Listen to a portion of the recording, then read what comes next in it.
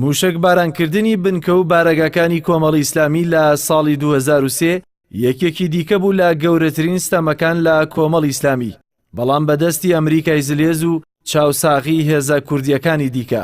کەمتر لە 2 ساڵ بوو کۆمەڵی ئیسلامی بە ئامانجی خزمەت بە دین و ژینی خەڵک بێ جیاوازی لە گوندی ئەحمەداوە لەلایەن خەڵکانێکی سیاسی و دنیا دیدە و خاوەن متمانە و زانا ڕاگەیەنرا بوو. هەڵکەوتەی جوگرافیای دەسەڵاتی سەربازی کۆمەڵ لە بەشێک لە ناوچەکانی هەورامان و شارە زور ڕێگر بوو لەوەی ناوچەکە بەگشتی بکرێتە مەیدانی شەڕی چەکدارانی ئەنسارولیسلام و یەکێتی نیشتیمانی کوردستان. موشک بارانکردنی بارەگاکانی کۆمەڵیش بەشێک بوون لە درێژەی پیلانی شەیدکردنی مامۆستا عەبدوڵای قەسرێ و هاوڕێکانی بۆ تێوەگلانی کۆمەڵ لە شەڕ و تێکەڵکردنی مەلەفی بە چەکدارە جیهادیەکانی دیکە وەک ئەنسارولیسلام و ئەلقاعیدە. بەڵام سەرەڕای 43 شەید و 55 بریندار کۆمەڵ توانی پیلانی ناحەزانی پوچەڵ بکاتەوە و خۆی لە شەڕێکی نابەرامبەر بە دوور بگرێت.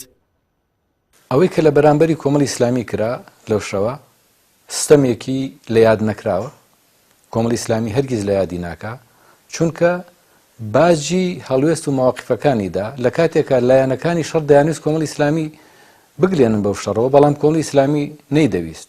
ئێمە لە تەواوی شار و شارۆچەکان بنکە و بارەگامان هەبوو، حیزبێکی مۆڵەت پێدراوی سیاسی بووین. ئەو شەڕی کە لە منتیقەکە هەبوو کۆمەڵی ئیسلامی بێلایەن بوو لە ئەو شەڕە کە لە نێوانی ئەنسارولیسلام و یەکێتی نیشتیمانی کوردستان هەبوو، بەڵێ هەردوو لایەن خەڵقانێکیان هەبوو ویستیان وابوو حەزیان دەکرد کە کۆمەڵی ئیسلامی بەو شەڕەوە بتلێنرێ، بەڵام کۆمەڵی ئیسلامی دەیزانی ئەنجامی ئەو شەڕە هیچ ئەنجامێکی نابێ، بۆیە خۆی لێ بە دوور گرت و نەیویست بتلێ بەو شەڕەوە، ئەگەر چی لێرە و لەوێ ختوکە دەدرا، بەڵام بێلایانی بە باشترین ڕێگا زانی بۆ ئەوەی کە تووشی ئەو شەڕە نەخوازراوە نەبێ. پیلانەکان بۆ پاکتاوکردنی کۆمەڵ چەندها موشک بارانکردنی بنکە و بارەگاکان نەبوو، بەڵکو دواتر ڕاگواستنی کۆمەڵ بوو بۆ داڕشمانە و دەستگیرکردنی ئەمیر و بەشێک لە سەرکردایەتیەکەی بوو لەلایەن هێزێکی ئەمریکاوە.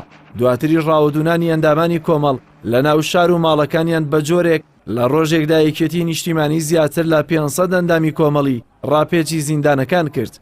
بەڵام دروستی بڕیارە سەختەکانی کۆمەڵ ئەنجامەکەی گەیشتنی کۆمەڵ بوو بۆ ناو دامەزراوە حکومی و پەرلەمانیەکانی هەرێم و عێراق. بەڵام گرنگەوە بوو کۆمەڵی ئیسلامی توانی لەو قۆناغە سەختەی کە پلانەکە بۆ سڕینەوەی کۆمەڵی ئیسلامی بوو نەک توانی خۆی بگرێ و نەک توانی هیچ بکەن، بەڵکو کۆمەڵ پێی بەرەو پێش چوو و من پێم وایە بۆ باشتر ڕێگوڕیشێ لە ناو خەڵقادا کوتا دەرەنجام کۆمەڵی ئیسلامی بووە بۆ حیزبەی کێکێکە لە حیزبە پێشەنگەکانی ئەمڕۆ ساحەی هەرێمی کوردستان و لە عێراقی شارۆڵی کاریگەر و بەرچاوی خۆی هەیە کە ئێستا بەرهەمەکەی دەبینین. تێوەگلانی کۆمەڵی ئیسلامی کوردستان لە شەڕێک و کات هیچ پەیوەندیەکی بەوە نەبوو، پیلانێک بوو کە بەشێکی ئامانج دەرهێنانی ئەو ناوچانە بوو کە لە ژێر کۆنتڕۆڵی سەربازی خودی کۆمەڵدا بوو. بەشێکی دیکەشی ئامانج سڕینەوەی خودی کۆمەڵ بوو لەبەرەوەی هێزێکی سیاسی بوو کە لە ناو هەناوی کۆمەڵگەی کوردەواریەوە دەرات بوو. بەڵام لە سایی حکمەتی ئەمیر و سەرکردایەتیەکەی ئێستا کۆمەڵی ئیسلامی کوردستان نەک تەنها لە ناوچەیەکی دیاری کراودا، بەڵکو لە هەرێم و بەگشتی لە عێراقیشدا هێزێکی کاریگەر و خاوەن بڕیاری خۆیەتی لە گۆڕەپانی سیاسیدا. جەلال محەممەد، کەناڵی ئاسمانی پەیام، ناوچەی هەورامان.